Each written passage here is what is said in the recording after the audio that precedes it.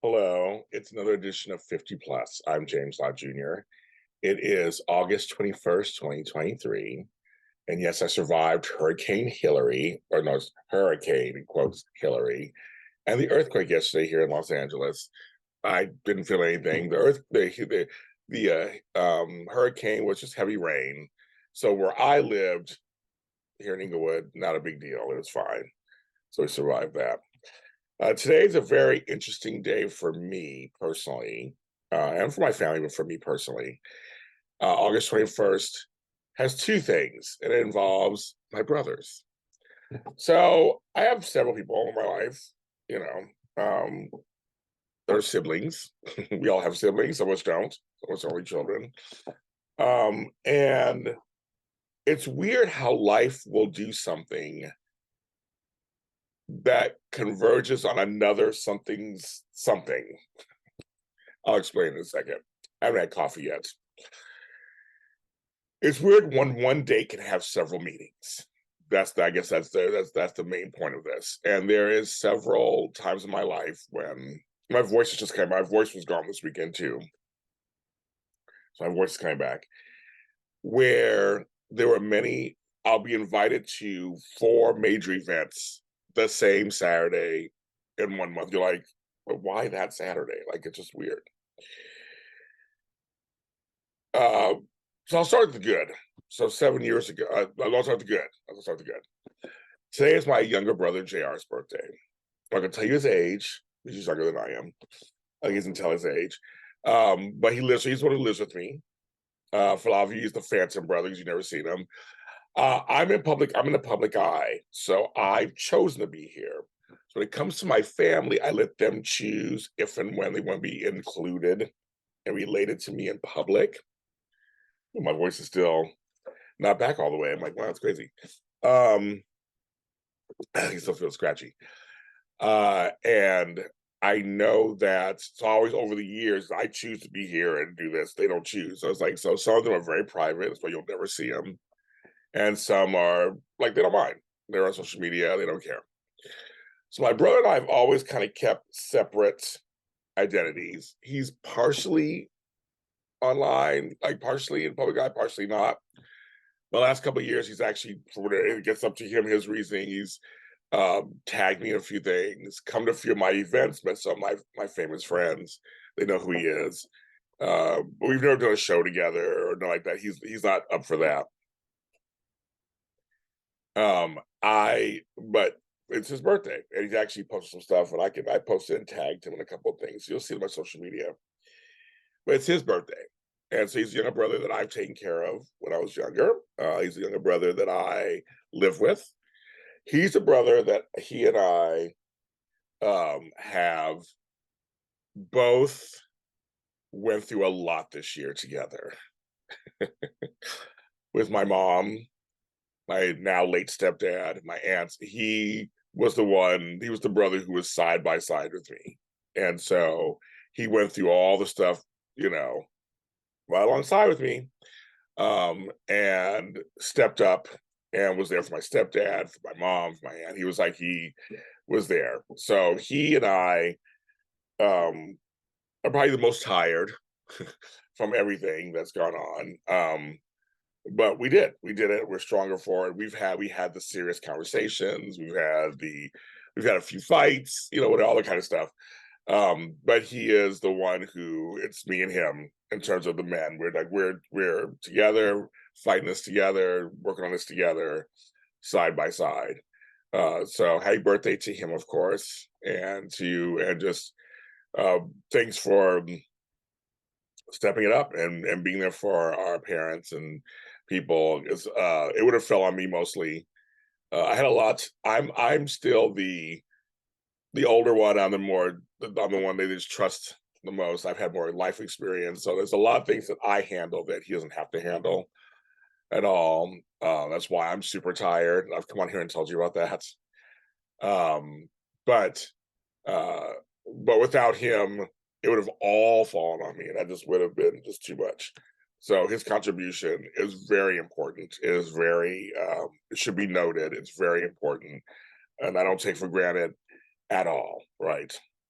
So today is his birthday, and so I have some presents for him. I'll put them together and all that stuff. Okay. So the other brother, the big brother, passed away 7 years ago today, and there was Max. And some of you, my fans, were with me when I explained it to you guys back then when I was at AfterBuzz TV. Some of you have seen over the years my tributes and things to him, and some of you, a few of you knew him actually. Find out later they knew who he was. Max was someone who, well, it's funny. I now for the first, it's several things going through my mind right now. So one, some stuff came to my brain that I wasn't allowing to come to my brain until I guess now. Grief is its own thing, right? And I grieve for him all the time. But I realized I was thinking back. So for those of you guys who don't know, I'll do a brief version. It's very painful for me, so I'll do a brief version for you. So he texted me. I was his last text. He texted me. He was like, "Hey, what are you doing?" Blah blah. And I texted him back. He didn't answer. I went and did at AfterBuzz TV my soap block because it was a Sunday and it happened. And I did my soaps, also at AfterBuzz TV. And as I'm leaving, there's a message on my phone. And AfterBuzz TV, we had a long hallway. And then I went outside, and I was going to walk to the train station because it was a hot night as usual in the Valley in Los Angeles. So I call back the number, and that's what I'm told, that he's dead. I was in shock because he had a heart attack. Now, he hadn't been, to me, I hadn't seen any sickly. He wasn't sickly. He was a bodybuilder. He worked out, all this stuff. The thing they told me was he happened to be driving when he had the heart attack. And he was only 47. I'm not going to say. He was only a year older than I was. So whatever age I was, he was a year older. So he was in his late 40s. And he went, I guess, quietly. Like he said, luckily he was on a residential street. A cop happened to be, I guess, behind him and noticed the car to slow down and go to a stop. So the car didn't crash. He didn't injure anybody else. But he said he died. I was devastated. Called my mother right away. I mean, I couldn't breathe. And it was just overwhelming. It's something I'll never forget for the rest of my life. It was just like, no. And I was his last text. I kept saying it, going, but no, I was answering him back. He didn't answer me back. And now I look back 7 years later. About a week or so before, he had called me about this condition that I had had and a friend of mine had had. Okay, so let me tell you that.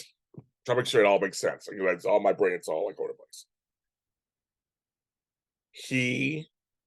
So my friend and I each, over the years, had a thing called varicose cells in our testicles. I know if this is too much, fast forward. If this is too much for you, or pause it or whatever. I won't go into super details, but you get blood clots in your testicles. A lot of times they're not life-threatening. I don't know. It's like it happens. Sometimes they correct themselves. Sometimes you have to have surgery. Mine corrected themselves. It happened a couple of times. And for my friend, he had surgery. It was very painful surgery. He's not down there. The only way you find out you have it is when you're doing some stuff to yourself and it comes through that. You see blood. Scares you at first when you first see it, like, oh my God, there's blood. It's scary. So you go to a doctor and get checked out. But in my case, it was trying to find a way out. And it did. It came out. And like after a week or so, I was back to normal. I don't remember what caused them, or I don't remember all those details. But he was having the same issue. I remember saying, go to a doctor, get checked out. But I said either it'll correct itself or whatever. Now maybe they could have been indicative of some kind of other heart condition we didn't know about. I don't know if he ever went to a doctor. I don't know if he set an appointment to go to the doctor, but I just thought about that just now. I hadn't thought about that in years because I've been so busy every year mourning the loss of his death. I just haven't even thought about the week before or 2 weeks before that. What that just been said, just goes so just all that to say is that it could have contributed towards it. We just didn't know. It also means it could be just I'm finally able to see a bigger picture in life now. Again, we concerning him because this day has been so painful. And again, it's so weird because it's he died on my other brother's birthday. So it's like I remember having to come home to tell him Max was dead, but I also had his birthday presents. It was the weirdest. It was like there's no protocol for that. There's no handbook on how. I mean, like I was like, what do I do? Like, what do I do? It's his birthday, or do I wait until the tomorrow? Like, I'm like, it was so bizarre. Meanwhile, I couldn't hide my grief. I was fell apart. Um, I've had some really strange, and then literally the next year, right near Max, like a day before Max's anniversary, my grandmother and my dog died back to back suddenly. So it's like this past weekend has always been a rough weekend. And in my infamous speech at the Capital City Web Awards a couple of years ago, when I won an award during the same weekend, I was like, finally something good happened during this weekend. And I count out all the stuff that's happened before that. It's a weekend I still dread for it to come. I know it's coming, and maybe it'll get lesser and lesser maybe one day, I guess. But I always say, well, you have no one can tell you how to grieve or when to grieve and how to do it. It's just and losing somebody is just so hard. I've lost so many people in my life that it's just crazy. Initially, we lost my stepdad, and his birthday's in 2 days, so we're going to celebrate that. So that's gonna be very interesting. But it's I just think about Max today. Max was one of the nicest, kindest people that you could meet.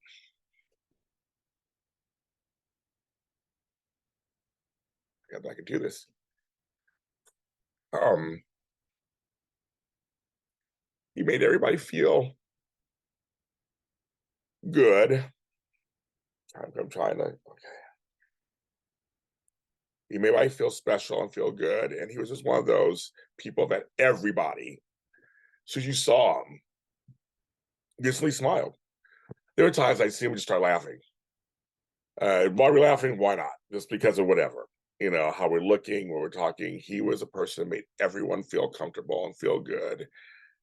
He's like an ambassador for um connection. I mean, like he would meet you, he would make you feel important, he would talk to you, he would try to make you laugh, have a good time. And so I just remember that.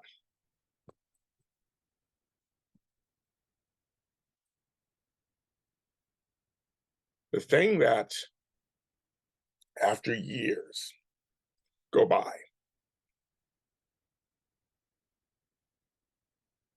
the thing that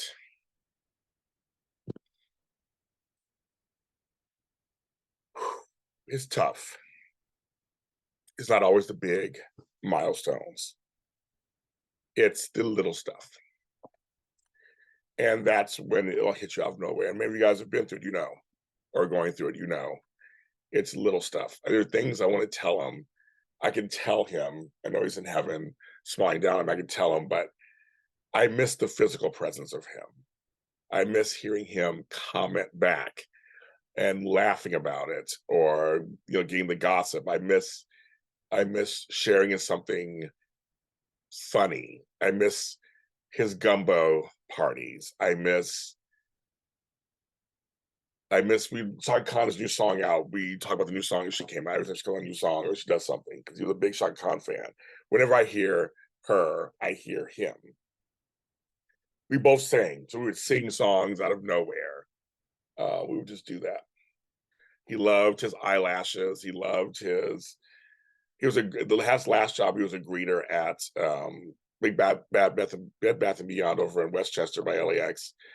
Um, and just hearing people tell me, "Oh, I knew him from there," And my boy, Mark J. Freeman, former co-host Edition Days with me, a friend of mine, knew him also. And also Max knew his brother. We didn't know until after he died. I mentioned he died. He's like, wait a minute, like, wait a minute. You're like, wait a minute. There was a connection there. So it's like little stuff that I can't just call him up.